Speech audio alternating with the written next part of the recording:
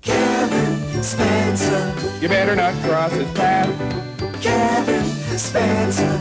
Chain smoking alcoholic, sociopath.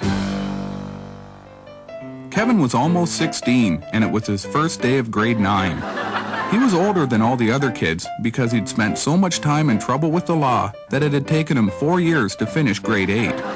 Still, that was 1 year faster than his dad, so he figured he was doing okay. Kevin had liked grade 8 because he was the biggest kid in school and got whatever he wanted through fear and intimidation. But this was high school, and some of the older kids were pretty big. Kevin skipped his first 3 classes and hung around outside smoking cigarettes and getting good and buzzed on prescription cough syrup. Kevin thought there were a lot of really pretty girls in high school. He wanted to talk to some of them, but he was too nervous. So instead he went to the teacher's parking lot and kicked the headlights out of all the cars. Then it was time for lunch. The cafeteria was really crowded. Everyone but Kevin seemed to have some friends to sit with. Kevin sat at a table by himself and opened the lunch bag his mother had packed for him. Inside there was a note that said, "Good luck on your first day of high school. Love, Mom." There were also 2 cherry Pop-Tarts, a Dr. Pepper, and a fresh pack of smokes.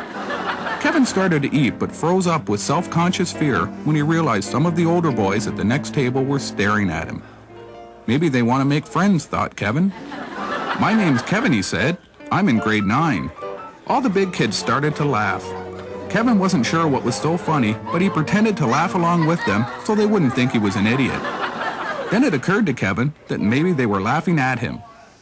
Kevin figured he'd straighten things out. He threw his Dr. Pepper as hard as he could at the head of the nearest kid. It knocked him out cold. All the other kids froze. Then Kevin pulled out the knife he'd made at the halfway house and screamed that if any one of them ever laughed at him again, he'd open them up from arsehole to Adam's apple and hide their body where the cops would never find it.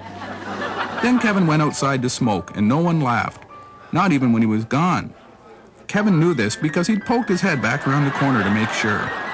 Maybe high school wasn't going to be so scary after all. Leastwise, not for me, thought Kevin. Years later, the psychiatrist that worked at the maximum security prison where Kevin was serving his life sentence said, "Well, no wonder you didn't have any friends, you idiot." But he hated and spoke out against adults.